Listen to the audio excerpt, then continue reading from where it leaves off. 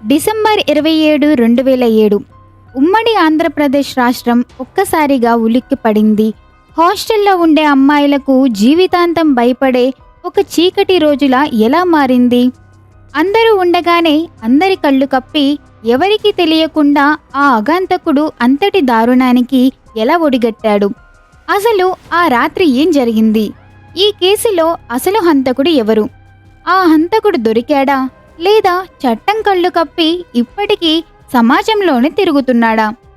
ఈరోజు ఈ వీడియోలో 19 సంవత్సరాల సుదీర్ఘ మిస్టరీ వెనుక ఉన్న భయంకరమైన నిజాలను తెలుసుకుందాం. 2007 డిసెంబర్ 27 విజయవాడ దగ్గర ఉన్న ఇబ్రహీంపట్నం ఒక లేడీస్ హాస్టల్ బాత్రూంలో రక్తపు మడుగుల పడి ఉంది ఒక బి ఫార్మసీ విద్యార్థిని. ఆమె పేరు ఆయేషా మీరా. ఈ కేసు కేవలం సాధారణ హత్య కేసు కాదు. ఇది రాజకీయ ప్రభావం, పోలీసుల తప్పిదాలు, ఫేక్ సాక్ష్యాలు, తప్పు అరెస్టులు, సిబిఐ దర్యాప్తు మరియు 19 సంవత్సరాల పాటు న్యాయం కోసం పోరాడిన ఒక దురదృష్టకర కుటుంబం కథ. అసలు ఆయేషా మీరా ఎవరు? ఆయేషా మీరా ఒక సాధారణ మధ్యతరగతి కుటుంబానికి చెందిన అమ్మాయి.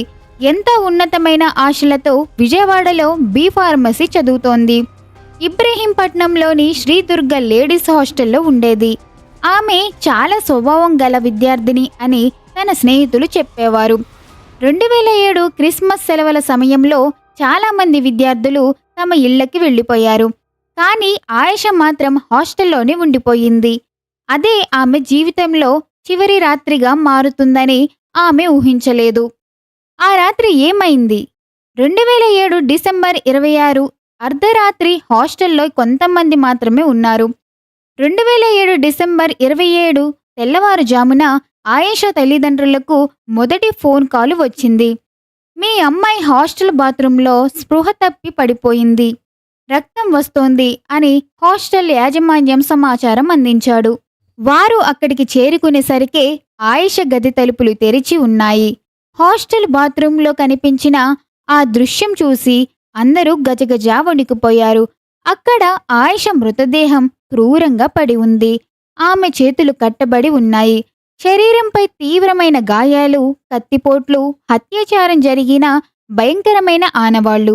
ఆమె ఛాతీపై ప్రేమ చిరుత అని రాసి ఉంది. అక్కడ ఒక లేఖ కూడా దొరికింది. ఆ లేఖలో ప్రేమను అంగీకరించలేదు కాబట్టే చంపాను అనే సైకో లాంటి భావన కనిపించింది. రాష్ట్రవ్యాప్త సంచలనం.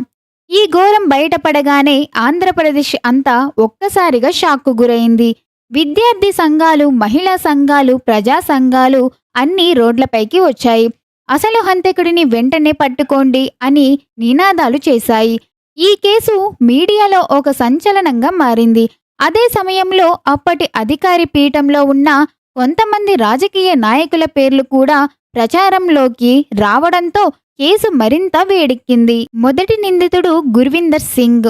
ప్రజలు మరియు రాజకీయాల నుండి తీవ్ర ఒత్తిడి రావడంతో 2008లో విజయవాడ పోలీసులు గుర్విందర్ సింగ్ ఆనంద్ ఆలియాస్ లడ్డూ అనే వ్యక్తిని ప్రధాన నిందితుడిగా అరెస్టు చేశారు.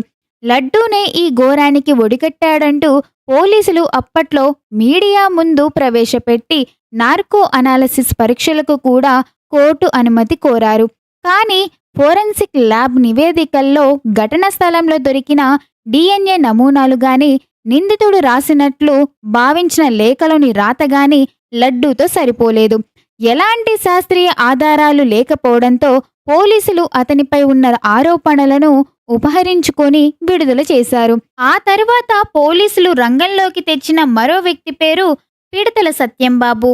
సత్యంబాబు హాస్టల్లోకి దొంగతనంగా వెళ్లాడని, ఆయేషాపై దాడి చేసి హత్య చేశాడని పోలీసులు ప్రకటించారు.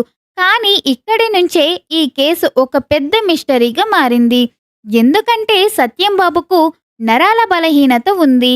కనీసం సరిగా నడవలేని పరిస్థితి అతనిది.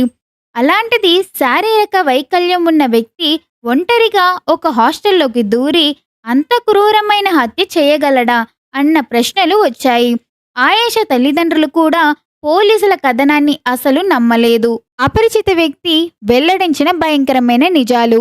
ఈ కేసులో అత్యంత కీలకమైన మలుపు ఆయేషా తండ్రి మొబైల్ ఫోనుకు వచ్చిన ఆ అపరిచిత వ్యక్తి ఫోన్ కాల్.